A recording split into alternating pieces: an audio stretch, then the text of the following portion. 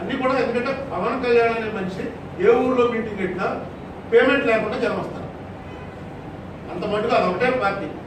జగన్మోహన్ రెడ్డి అయినా జనం తీసుకురావాలి. జగన్మోహన్ రెడ్డికి అయితే బస్సు పంపిస్తే బస్సు ఎక్కుతారు, ఏం అనుకున్నాను ఇప్పుడు ఉన్న ఎవరు.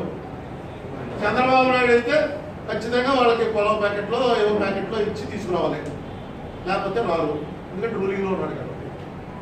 పవన్ కళ్యాణ్కి ఏమీ ఇవ్వట్లా, ఏమీ ఇవ్వకపోయినా వచ్చే జనం ఉన్నారు.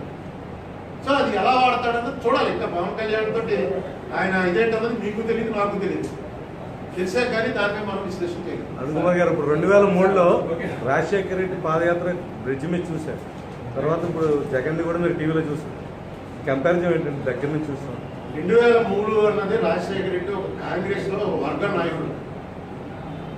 ఆయన సొంత పార్టీ కాదు, ఆయన వ్యతిరేక వర్గం వాళ్ళు బాయ్కట్ చేసేదాన్ని ఆ పాదయాత్రని. ఆ రోజు దీని మీద గ్రాండ్ సక్సెస్ అవడానికి ప్రధానమైన కారకుల్లో కూడా జగన్మోహన్ రావు.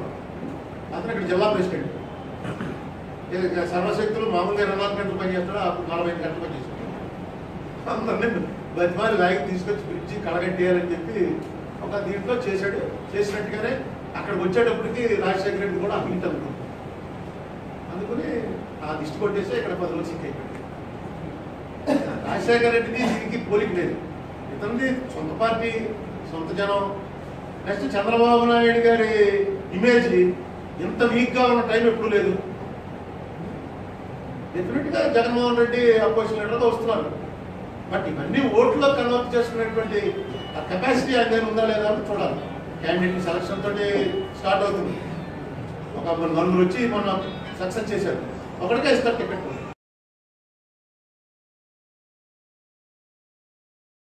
ప్రెస్ మీట్ పెడితే పోరాటమా? అసలు పోరాటాలు అనేటువంటి డైలాగ్ తీసేయాలి, పక్కన పెట్టేయాలండి. ప్రజాస్వామ్యంలో ప్రజెంటేషన్ మన ఎమ్మెల్యే వెళ్ళి మన తరఫున మాట్లాడాలి, అక్కడ కన్విన్స్ చేయాలి మిగతా వాళ్ళని. ఆ ప్రయత్నం ఎక్కడ జరగట్లే. నేను పోరాటం పబ్లిక్ మీటింగ్ పెట్టి పోరాటం చేస్తానంటే పోరాటం అనే వల్ల ఏమీ రాదు. 25 మంది ఎంపీలు ఉన్నటువంటి ఆంధ్రప్రదేశ్ 25 ఒకే పార్టీకి ఇచ్చిన అక్కడ 540 సీట్లు, దాంట్లో 25 మంది ఎవరితో పోరాడతారు? పోరాటం అంటే మన హక్కు కాన్స్టిట్యూషనల్ గా సాధించాలి. దానికి ఏం చేయాలి? ఇవాళ నేను చెప్పాను, ఇప్పుడు లోక్సభలో జరిగిన అన్యాయం నిలదీయండి. వీళ్ళు నోటీస్ ఇస్తే వెనకాల తృణమూల్ కాంగ్రెస్ వస్తుంది, సిపిఎం వస్తుంది, ములాయం సింగ్ యాదవ్ పార్టీ వస్తుంది. ఎందుకంటే ఆ రోజున వాళ్ళందరూ కూడా దాన్ని వ్యతిరేకించారు. వాళ్ళందరూ చూస్తుండగా జరిగింది. డిఎంకే వాకౌట్ చేసింది, శరద్ యాదవ్ వాకౌట్ చేశాడు. వీళ్ళందరినీ ఈ నవీన్ పట్నాయక్ పార్టీ వీళ్ళందరినీ కూడా కలుపుకొని నేను ఎప్పుడు చెప్తున్నాను, ఇది చంద్రబాబు నాయుడు రండి, పెట్టండి బాబు, మీటింగ్ పెట్టండి, పిలవండి అందరు. నేను అప్పుడు పోరాటం చేసే మూడ్ లేదు. ఇప్పుడు అవసరం లేదు. పోరాటమే కాదు, ఇది పోరాటం అన్నటువంటి వర్డే అవసరం. ఏం పెట్టారు? ఆమరణ నిరాహార దీక్ష పొట్టి శ్రీరామ పేరు చెప్పు, పేరు అలా పెట్టేసి అంతే. ఒక్కడ అలా పెట్టకుండా మార్చి పెట్టుకోండి. నిజంగా పొంగవీటి రంగాన్ని ప్రతిదానికి నిరాహార దీక్ష చేసేవాడు ఆ రోజుల్లో. అతను ఒక్కడే పెట్టాడు నిరవధిక నిరాహార దీక్ష అని. ఏంటంటే ఆమరణం అంటే ఎన్నిసార్లు చచ్చిపోతాడు బాబు అంటే పని అయ్యే వరకు నేను నిరాహార దీక్ష చేస్తున్నాను. ఎప్పుడు ఆమరణాన్ని కోరికెట్టేవాడు. ఇప్పుడు ఆమరణే పెడుతున్నాను. అందరూ ఏ మరణంలో ఉండదు. నేను పుట్టాక ఎవడో నిరాహార దీక్షలో చచ్చిపోయిన నేను చూడలేదు. సార్ ఇప్పుడు మీరు విద్యార్థి దశ నుంచి రాష్ట్రంలో విధులు ఏది జరగాలి అది ఏదో ఉద్దేశంతో రాజకీయాలు వచ్చారు. మీరు ఇంతకాలం ఇప్పుడేమో రాజకీయ పార్టీలకి దేనికి వెళ్ళమో పోటీ చేయాలంటారు. మీరు లక్ష్యం ఏమైనా సాధించారా? మీరు ఏం సాధించారు? లక్ష్యం రాజకీయాలు వచ్చారు, ఏం సాధించారు? ఇది ఏదో రాజకీయం అంటే స్వాతంత్ర పోరాటంలో ఆస్తులు త్యాగం చేసి, జీవితాలు త్యాగం చేసి గాంధీ గారు పిలిచాడని ఉడికారు. ఇది వ్యసనం. ఈ వ్యసనం పట్టింది, కుదుర్చుకోలేకపోయాము, ఇందులో ఉన్నాం. ఆఖరిలో ఎంపీ చేశాం కాబట్టి నో రిగ్రెట్స్.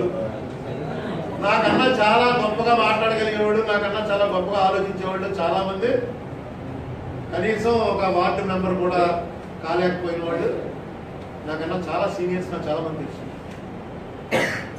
ఇదే రాజకీయాల్లో మొత్తం జీవితం పోగొట్టుకున్న వాళ్ళు చాలా మంది తెలుసు, ఇప్పటికే ఉన్నారు, మా ఫ్రెండ్సే ఉన్నారు. అందుకని నేనేం పెద్ద గొప్పవాడిని కాదు, నాకు అవకాశం లక్కీగా 10 ఏళ్ళు ఎంపీ చేశాను కాబట్టి మీరు ప్రెస్ లైక్ చూపిస్తున్నారు. పాలిటిక్స్ అంటే ఇది నా ఉద్దేశంలో ఇదేం పెద్ద ఈ రోజుల్లో పాలిటిక్స్ వ్యాపారం అయిపోయింది. కానీ మేము ఇందులో దిగిన రోజున ఇది కూడా ఒక ఎందుకు వస్తుందో తెలియదు, కొంతమందికి జెనెటిక్ డిఫెక్ట్ అది, ఆ డిఫెక్ట్ వల్ల అలా అందులోకి వచ్చేస్తాం తిరుగుతుంటాం. అంతే ఆలోచన ఉంటుంది దీంట్లో. జర్నలిజంలో చేరాలి అని నీకు ఏమన్నా సుభాష్ చంద్రబోస్ మహాత్మా గాంధీ అని ఎవడా చెప్పాడా? వచ్చేసారి ఇంట్రెస్ట్ అంతే, ఇది మాది ఒకటే. నేను పొలిటీషియన్ అవ్వకపోయింటే జర్నలిస్ట్ అవుతున్నాను. ఇంకా ఇంట్రెస్ట్ అదే. ఆ ఇంట్రెస్ట్ ఎందుకు వచ్చింది? సాధించి నేను ఆ రోజుల్లో గాంధీ గారిలో నేను కూడా గొజ్జి పెట్టి తిరగాలనుకున్నాను. ఆయన యంగ్ ఇండియా పెట్టాడు, నేను ఓల్డ్ ఇండియా పెడదాం అనుకున్నాను అని ఎప్పుడో అనుకోడు. బహుశా ఆ ప్రేరణ ఉండొచ్చు, తెలియకుండా సబ్ కాన్షియస్ లో ఆ ప్రేరణ ఉండొచ్చు. గంగడూరు ప్రకాశం పంతులు స్టోరీలు విని విని విని ప్రకాశం పంతులు అన్నవాడు నా దృష్టిలో ఈ దేశంలో ఉన్నటువంటి అందరు పొలిటీషియన్లో గ్రేటెస్ట్ పొలిటీషియన్. అది మిగతా వాళ్ళకి నచ్చకపోవచ్చు, నాకు నేను అనుకున్నాను. నేను కానీ ప్రకాశం పంతులకి అంగుళం దగ్గరికి కూడా వెళ్ళలేదు. ఎందుకంటే ఆయన జేబులో ఎంతుంటే అంత తీసాలో విసిరేసుకుంటుండే, ఈ జేబులో ఎంతుంటే అంత లాక్కు జేబులో ఎక్కిపోతుండే. ఈ డబ్బు నా డబ్బు లెక్కే లేదు అసలు. అలా అలాంటి మనుషులు కూడా ఉంటారా అన్న లెవెల్లో ప్రకాశం పంతులు నాకు లైక్. బహుశా ఏమో నేను రాజకీయాల్లో రావడానికి ఆయన కారణం కూడా అంతర్లీనంగా. ఏంటండి వీడియో నచ్చిందా? అయితే ఓ లైక్ వేసుకోండి, లేదంటే ఓ కామెంట్ చేయండి. ఎప్పటికప్పుడు మా వీడియోస్ చూడాలంటే సబ్స్క్రైబ్ చేసుకోండి.